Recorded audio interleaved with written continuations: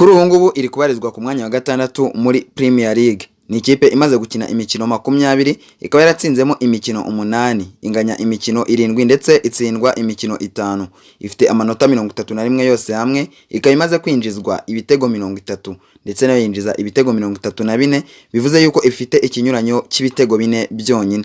Ni imwe mu makipe akunzwe cyane ndetse afite abafana batari bakeya, amakipe afite ku bukungu ndetse yahoze ari ibihangange ku buryo n'ubu ngubu rwose izina ryayo ari izina rikomeye cyane. Ariko se twakibaza ngo byagenze bite kugira ngo ikipe ibe iri mu bizazane nk'ibyirimo uyu munsi. Ikipe ni ikipe benshi bakunze gutazira yuko ari yatewe umwaka na Erik ten Hag, bivuze ko atera umwaka ageze hose, gusa mu myizerere mizima nta muntu utera umwaka nk'ibisanzwe. Ndagira ngo tuganire kuri ino kipe ya Manchester United, cyane cyane yuko umuhanga yamaze kuyumva narayivuga izina. Ubundi nguganize kujyanye no gutandukana n'umutoza kwabo kwagaragaye kuri uyu munsi mu masaha makeya yatambutse. Mbanje kuguhereza ikaze kuri uyu muyoboro, nge nitwa Fix, ninge tugiye kubana. Ibuka ukande subscribe kandi ufungura akazogera kugira ngo atazajya hagira ikigucika.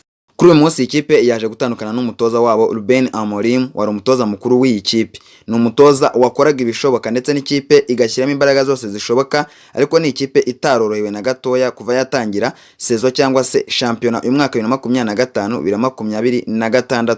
Ni ikipe yagiye ihura n'akaga gakomeye, aho yagiye itsinda uyu munsi eje igatsindwa, ukabona yuko ari ibintu bidasanzwe kandi bidakwiriye ikipe ku rwego rwayo. Gusa nango twavuga yuko ibi byatangiranye na Ruben Amorim, kubera ko Ruben Amorim yagiye kuzanwa muri iyi kipe ari uko binaniye Erik ten Hag. Ibi ni ibintu byari byaragoye Manchester United, aho eruka gutwara igikombe cya Premier League mu 2013, gusa kuri uyu munsi bikaba byagiye bifata indi ntera, aho byaje gutera ubuyobozi bw'iyi kipe gutandukana n'umutoza wabo mukuru Ruben Amorim. Ese ubundi reka mbanze nkunyuriremo umenye ngo byagenze bite. Mu masaha make yatambutse nibwo yashyize hanze iri tangazo, ngiye kuri gusomera nindangiza ndigushyire no mu Kinyarwanda kugira ngo bashe gusobanukirwa. Ikipe ya Manchester United yanditse ku rubuga rwabo, Ruben Amorim has departed his role as head coach of Manchester United. Ruben was appointed in November 2024 and led the team to a UEFA Europa League final in Bilbao in May. With Manchester United sitting 6th in the Premier League, the club's leadership has reluctantly made the decision that is the right time to make a change.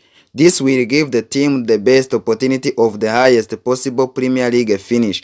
The club would like to thank Ruben for his contribution to the club and wishes him a well for the future. Darren Fletcher will take the charge of the team against Burnley on Wednesday. Ibi ngibi mu rurimi rw'Ikinyarwanda bisobanuye gutya nkuko ngiye kubigusubiramo. Ruben Amorim yavuye ku mirimo ye yo gutoza ikipe ya Manchester United nk'umutoza mukuru. Ruben yahawe akazi mu kwezi k'Ugushyingo 2024 kandi yayoboye ikipe kugera ku mukino wa nyuma wa UEFA Europa League wabereye i Bilbao muri Gicurasi. Ubu Manchester United iri ku mwanya wa gatandatu muri Premier League. Ubuyobozi bw'iyi kipe bwafashe icyemezo ku bushake buke cyo kumusezerera kugira ngo ikipe ibone amahirwe menshi yo kurangiza shampiyona ku mwanya mwiza ushoboka. Ikipe irashimira Ruben ku musanzu we yayihaye kandi imwifuriza amahirwe mu buzima bwe bw'ahazaza. Darren Fletcher niwe uzafata inshingano zo gutoza ikipe mu mikino izakurikiraho na Burnley ku wa gatatu muri iki cyumweru. Ngira ngo niba uri umukunzi w'imikino cyangwa se uri umukunzi w'ikipe ya Manchester United by'umwihariko, wumvishe yuko Ruben Amorim yamaze gutandukana n'ikipe ya Manchester United. Ese ikipe icyo twakibaza, irakomeza itozwe na Darren Fletcher uzatoza ku mukino wa Burnley cyangwa irashaka umutoza mushya? Ibi ni ibintu bitaraganirwaho cyane ngo amakuru asakazwe agere hanze, gusa ibi byose bifite impamvu kandi biraza gusobanuka neza nkuko bigenda bijya mbere. Icyo ngusaba kugira ngo umenye byose ni ugukanda ku kazogera niba warakanze subscribe, waba utarakandaho ugakanda subscribe ubundi ugakanda n'akazogera, kandi ukajya wibuka gukunda ibi biganiro byacu ukanasiga ubutumwa bwawe kugira ngo tujye tubasha kubana umunsi ku wundi kandi ibintu byose ari très.